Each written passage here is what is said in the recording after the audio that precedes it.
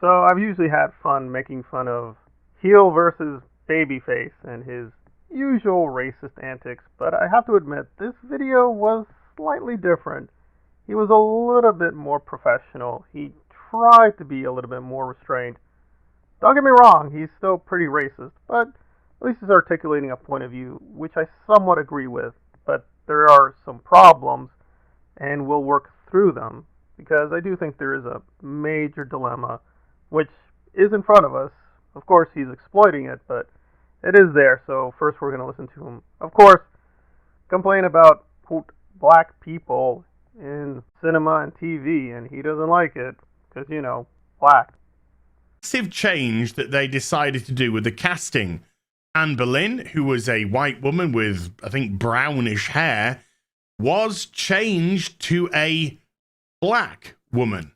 When it comes to fiction, some will argue that the people creating the TV show or the movie have more creative freedom, artistic license to play around with the source material. Others will vehemently argue against that. What I think personally is that creative freedom or artistic license in recent times has easily given way to an ideological one.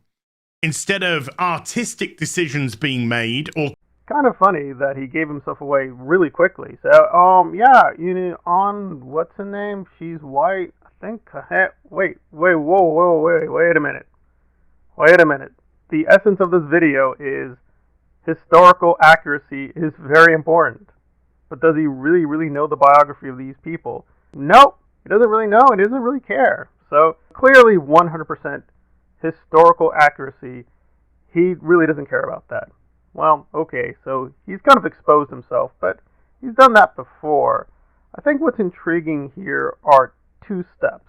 So the one step can be true, the next step not true. So step number one, is there now sometimes an over-representation of particularly, quote, black people in this or that role, or this or that project, or this or that film? Yes. I mean, it's hard to argue if the source material says one thing, but you change the character to a different skin tone, and consistently it seems to be, quote, black people. I want to be careful, because in Britain, it's a little different from America. In America, we call black people black, but Britain may have a different cultural context. You got to be careful there. But nevertheless, you see the Batman, and in the source material, again, Jim Gordon is usually framed as white. Now, it's a myth that Jim Gordon has only one look. No, he can have different looks. He appears differently, and there is inconsistency with the casting. Sometimes he's cast as a, quote, white man, but he's played by a British actor, and so on and so forth. His height, his weight, there is not complete consistency. You want to be careful that, well, they're changing and destroying the character.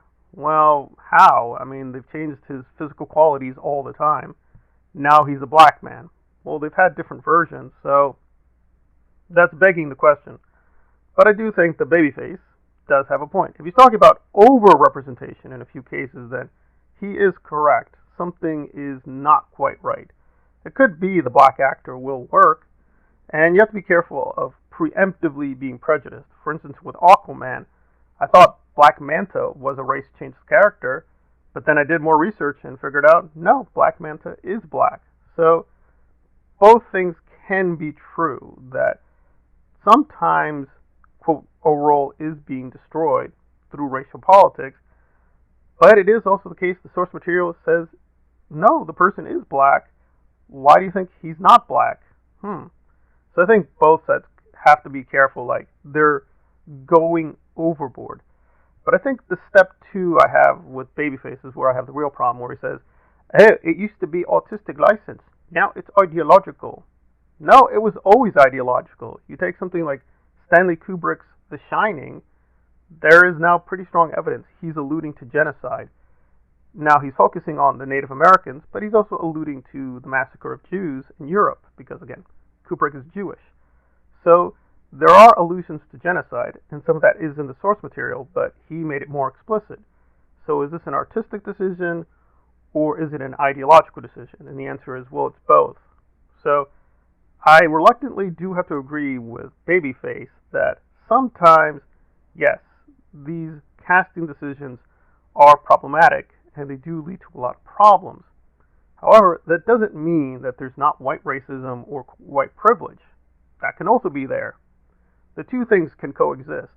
He's assuming a binary. If you have one, you don't have the other.